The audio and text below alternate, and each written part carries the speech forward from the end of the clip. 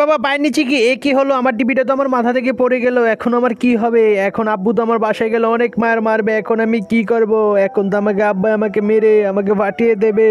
ভাইয়া কি হয়েছে তোমার? তুমি কান্না করতেছো কেন?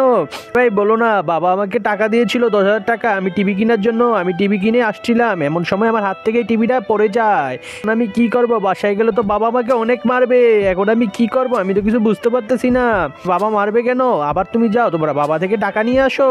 আর বাবা তো আমাকে টাকা দেবে না, এখন আমি কি করব? এখন তো বাসায় গেলে আমাকে মেরে কেটে পানিতে ফেলে দেবে। ভাই তোমাদের কাছে কোনো টাকা পয়সা থাকলে আমাকে একটু দিয়ে সাহায্য করো না, না হলে আমার বাবা আমাকে মেরে ফেলবে। আরে ভাই আমার কাছে তো কোনো টাকা নেই। ভাই তোমার কাছে কোনো টাকা আছে? না ভাই আমার কাছে তো কোনো টাকা নেই, এখন কি করব? আরে ভাই তুমি চিন্তা করো না, আমার কাছে একটা বুদ্ধি আছে, চলো তোমার বাসায় যা। তার আগে আমার বুদ্ধিটা শুনে নাও।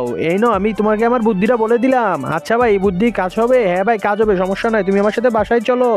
আচ্ছা ভাই ঠিক আছে, হ্যাঁ সবকিছু সেট করে দিয়ে দিয়েছি, এখন তোমার আব্বা আসলে দেখবে। আল্লাহ, যে সুন্দর কোরআন শরীফটা দেখে ভিডিওতে লাইক সাবস্ক্রাইব করে দেবে তার সকল মনের আশা পূরণ হয়ে যাক, আর যে ভিডিওতে লাইক সাবস্ক্রাইব করবে না সেই সুন্দর কোরআন শরীফটাকে ভালোবাসে না। আর কমেন্টে আল্লাহু আকবার লিখে যাও। কিরে ছোট, তুই কি টিভি নিয়ে এসেছিস? হ্যাঁ বাবা টিভি নিয়ে এসেছি। আচ্ছা টিভিটা অন কর। অন করে দিলাম। আজকের ধামাকা নিউজ, এক ছেলে তার আপন বাবাকে মেরে ফেলেছে শুধু একটা তার হাত দেখি টিভি ভাঙার কারণে। এই কি ছেলে এমন কে? ছেলে দেখি তার আপন বাবাকে মেরে ফেলেছে।